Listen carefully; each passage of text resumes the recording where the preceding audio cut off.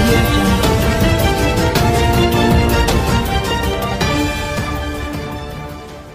ఆత్మ బలిదానాలు చేసుకున్న అమరవీరుల కుటుంబాల జ్ఞాపకార్థం కడదామన్న స్తూపానికంటే ఎన్నికలలో ఓట్లకు అవసరమైన అరణ్య స్తూపం నీకు అంత అర్జెంటుగా పనిపడ్డదా? ఇంతకంటే దివాళకోరు రాజకీయం ఎక్కడన్నా ఉంటుందా? మీరు అందరూ కూడా ఆలోచన చేయండి. కాబట్టి మా శాసన మండలి సభాపక్ష నాయకుడు పెద్దలు షబీర్ అలీ గారు చెప్పినట్టు నీ గతి శ్రీకృష్ణ జన్మస్థానమే.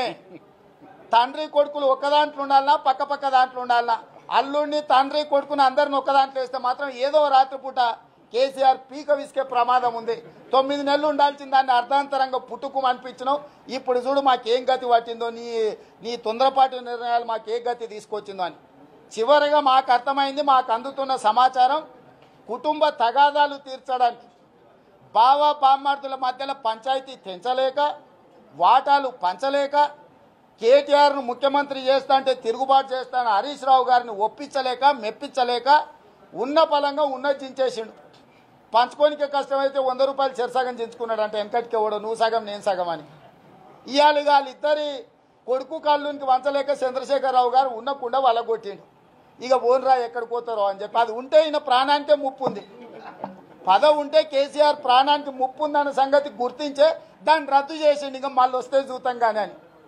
కాబట్టి ఇలాంటి వ్యవహార శైలి అత్యుత్సాహంతో ఒక మానసిక రోగిలాగా వ్యవహరించే చంద్రశేఖరరావు గారికి తెలంగాణ సమాజం గుణపాఠం చెప్పుతుంది. తెలంగాణ ఇచ్చిన పార్టీగా, తెలంగాణ ప్రజల సమస్యలు తెలిసిన పార్టీగా తిరిగి కాంగ్రెస్ పార్టీ అధికారంలోకి వస్తుంది.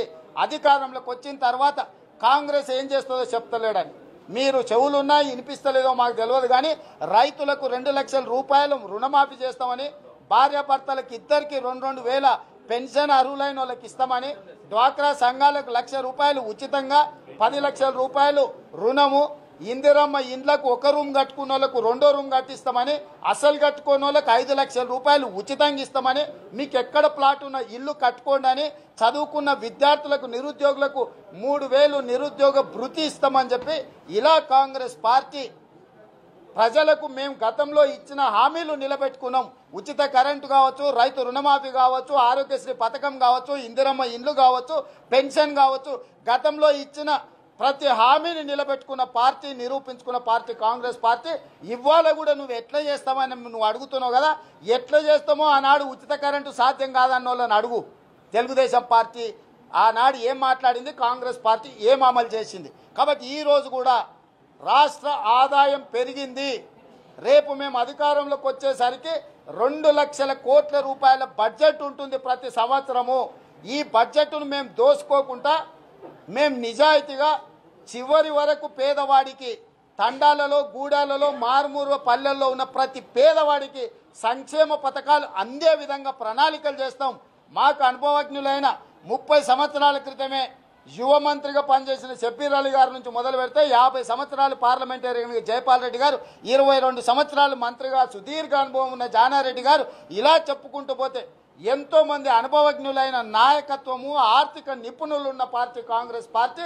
ప్రతి పైసా, ప్రతి ఆదాయం వచ్చే ప్రతి రూపాయిని పేద ప్రజలకు, నిరుద్యోగ యువతకు, విద్యార్థులకు అందే విధంగా మా ప్రణాళిక ఉంటుంది. ఏంటండి వీడియో నచ్చిందా? అయితే ఓ లైక్ వేసుకోండి, లేదంటే ఓ కామెంట్ చేయండి. ఎప్పటికప్పుడు మా వీడియోస్ చూడాలంటే సబ్స్క్రైబ్ చేసుకోండి.